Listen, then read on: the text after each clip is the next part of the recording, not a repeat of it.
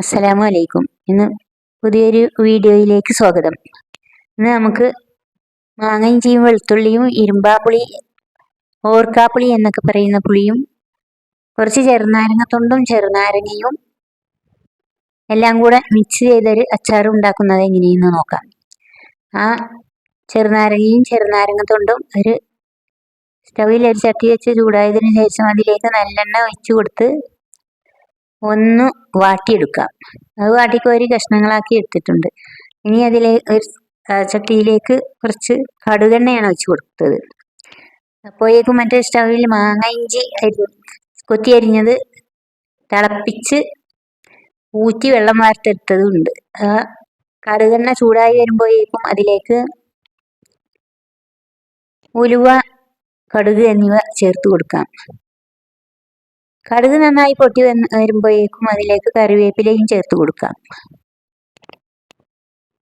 കറിവേപ്പില ഇട്ട ഉടനെ തന്നെ ആ വെളുത്തുള്ളി കീറി വെച്ചത്, വൃത്തിയായി കഴുകി കീറിയെടുത്തത് അതിലേക്ക് ചേർത്ത് കൊടുക്കാം. പച്ചമുളകും ചേർത്ത് കൊടുത്തിട്ടുണ്ട്.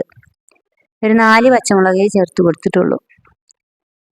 ഇനി ആ വെളുത്തുള്ളി നന്നായി ചുമന്ന് വരുമ്പോഴേക്കും മാങ്ങിഞ്ചി തിളപ്പിച്ചൂറ്റി വെള്ളം തോർത്തെടുത്തത് അതിലേക്ക് ചേർത്ത് കൊടുക്കാം. അത് നന്നായി മിക്സ് ചെയ്ത് കൊടുക്കാം.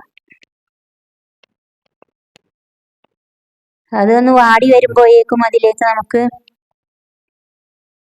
ചെറുനാരങ്ങ കഷ്ണങ്ങളാക്കി എടുത്തത് ചേർത്ത് കൊടുക്കാം. ഇനി അതിലേക്കുള്ളത് ഇരുമ്പാമ്പുളിയാണ്. ഇരുമ്പാമ്പുളി ഞങ്ങളുടെ അയൽവാസികൾ അവരുടെ വീട്ടിൽ നിന്നും കൊണ്ടുവന്ന ഇരുമ്പാമ്പുളി ഞങ്ങൾക്കും തന്നതാണ്. അത് കിട്ടിയപ്പോൾ തന്നെ അത് അച്ചാറിടണമെന്ന് തോന്നി. അതിലേക്ക് ഇനി കുറച്ച് വറുത്ത് പൊടിച്ച ഉലുവാപ്പൊടി ചേർത്ത് കൊടുക്കാം. കുറച്ച് അച്ചാർ പൊടിയും ചേർത്ത് കൊടുക്കുന്നുണ്ട്. ഇനി അത് നന്നായി മിക്സ് ചെയ്ത് അതിലേക്കൊരൽപ്പം മുളക് പൊടി കൂടെ ചേർത്ത് കൊടുക്കാം. എൻ്റെ മരുമക്കൾക്കൊക്കെ നല്ല ഇഷ്ടമാണ് അച്ചാർ. പേരക്കുട്ടികൾക്ക് അതിലേറെ ഇഷ്ടമാണ് അച്ചാർ. ഇനി അതിലേക്ക് കുറച്ച് മുളക് പൊടിയും ആവശ്യമായ കല്ലുപ്പും കൂടി ചേർത്ത് നന്നായി ഇളക്കി ചേർത്ത് കൊടുക്കാം. ഇനി അതിലേക്ക് ആ ഇരുമ്പാമ്പുളി, കുടംപുളിയല്ല, മറ്റേ ഓർക്കാപ്പുളി എന്നൊക്കെ പറയുന്ന ആ പുളി, അതിന് ജലാംശം കൂടുതലാണ്. അതുകൊണ്ട് തന്നെ അത് വേഗത്തിൽ വെന്ത് പോവും. അതുകൊണ്ട് തന്നെ അത് സ്റ്റൗ ഓഫ് ചെയ്തിട്ട് ഇട്ട് കൊടുത്താലും മതി. സ്റ്റൗ ഓഫ് ചെയ്യുന്നതിന് മുന്നേ ഇട്ട് കൊടുത്തിട്ടുണ്ട്. ഇനി അതിലേക്ക് കുറച്ച് അച്ചാർ പൊടിയും ചേർത്ത്